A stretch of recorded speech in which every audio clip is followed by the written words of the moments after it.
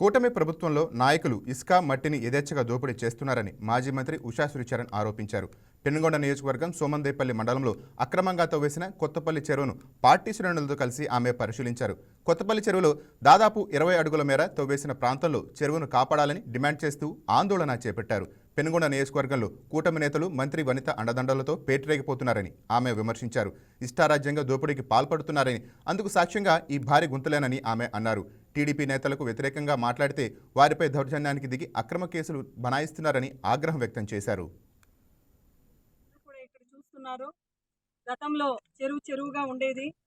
అయితే ఈ రోజు సవితమ్మ ఆధ్వర్యంలో సవితమ్మ మనుషులు 24/7 ఇక్కడ రై అనక పగలనక జేసీబీలు, టిప్పర్లు, ట్రాక్టర్లు పెట్టి ఇక్కడ ఉన్న మట్టిని తరలించుతున్న వైనం మనం చూస్తున్నాం.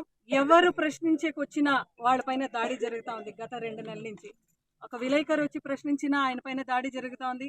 సిపిఐ సిపిఎం వాళ్ళు వచ్చి ఇక్కడ చెరువులో కూర్చొని ఇక్కడ ధర్నా చేస్తే వాళ్ళని కొట్టి మళ్ళా సిపిఐ సిపిఎంకి చెందిన వ్యక్తి పోయి అనంతపూర్ హాస్పిటల్లో కూడా ఆయన అడ్మిట్ కావడం జరిగింది. ఇక్కడ ఎవరైనా వచ్చి ప్రశ్నిస్తే ఎందుకండి మీరు ఇట్లా చేస్తున్నారంటే ఇది మా ప్రభుత్వం, మా మట్టి, ఇష్టానుసారంగా తోలుతాం, మాకు సవితమ్మ అండ ఉంది అని చెప్తున్నారు ఇక్కడ నాయకులందరూ కూడా. ఈరోజు సవితమ్మను ఒకటే మాట అడుగుతున్నాను, సవిత ఈ చెరువులో ఉన్న మట్టి కూడా తిని నువ్వు ఇంక ఎంత సంపద సృష్టించాలనుకుంటున్నావు చెప్పు తల్లి. ఒక శ్మశానం ఉంది, ఈ పక్కన చెరువులో ఇంకొక చెరువు ఉంది, ఆడ వెనకాల ఒక శ్మశానం ఉంది.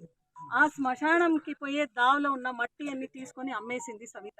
అంటే శ్మశానంకు పోయే శవాలు పోయే దావల్లో కూడా ఆ మట్టిని తీసుకొని అమ్మి నువ్వు తింటున్నావంటే నీకు నిజంగా చిత్తశుద్ధి ఉందా అని అడుగుతున్నాం.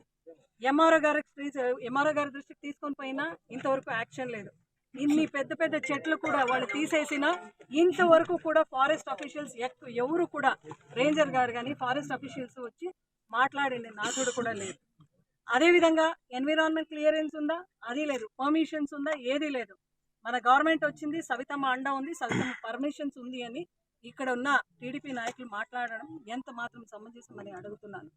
ఈరోజు ఏ ఒక్క నైతికత లేదు. అసలు దోపిడీకి పాల్పడినారు, దౌర్జన్యానికి పాల్పడినారు, ప్రశ్నించకపోతే కొడతారు. ఇంకా పోలీస్ వాళ్ళకి ఎన్నిసార్లు దీని గురించి దృష్టికి తీసుకొని వెళ్ళినా కూడా వాళ్ళు ఇక్కడికి వచ్చి అసలు ఏం జరుగుతూ ఉంది, ఎందుకు ఇంత వైలెన్స్ జరుగుతూ ఉంది ఈ గ్రామంలో, ఎందుకు కొట్టినారని వాళ్ళని ఒక విలేకరు పైన, అదేవిధంగా ఒక సిపిఐ సిపిఎం వాళ్ళ పైన ధర్నా చేసి ఎందుకు ఇక్కడ అటాక్ జరిగింది అని కూడా ఇంతవరకు వాళ్ళు మాట్లాడలేదంటే ఇంకా మొత్తం ఈ యంత్రాంగం అందరూ కూడా కుమ్మకయ్యి ఎలాంటి ఒక చర్యలు తీసుకుంటున్నారండి ప్రజలందరూ కూడా. ఈ వీడియో మీకు నచ్చినట్లయితే లైక్ చేయండి, షేర్ చేయండి, మా ఛానల్కి సబ్స్క్రైబ్ చేయండి.